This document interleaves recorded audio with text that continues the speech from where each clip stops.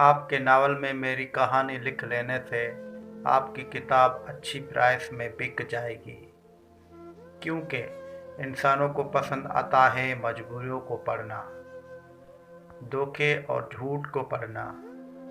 लेकिन आपके अल्फाज, आपका नावल कानून के काम नहीं आएगा कभी। मुसाफिर खामोशी नज़रों से उसे देखती रही और फिर गहरा सांस लिया था। मैं आज अपने नावल के लिए आपके पास नहीं आई। उसकी ज़ुबान से अपना नाम पहली बार सुन के वो चौंका था। अजनबी से उसे देखा था और फिर नज़रें फेरी थी।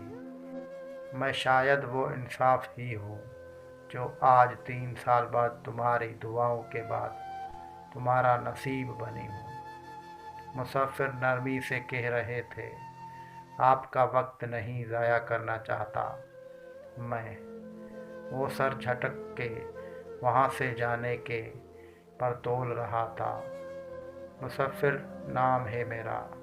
मुसाफिर की अजलत से तस्हीह करने पे वो थम के उसे देखने लगा। मुसाफिर भी मुंतज़र निगाहों से उसे ही देख रहे थे, जिस औरत के मर्डर केस में मैं यहाँ कैद हूँ।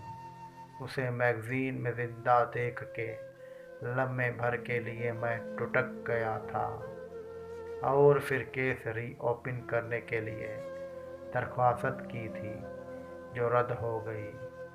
तब से इंसानियत, उस मुल्क और उस कानून से यकीन उठ चुका है मेरा।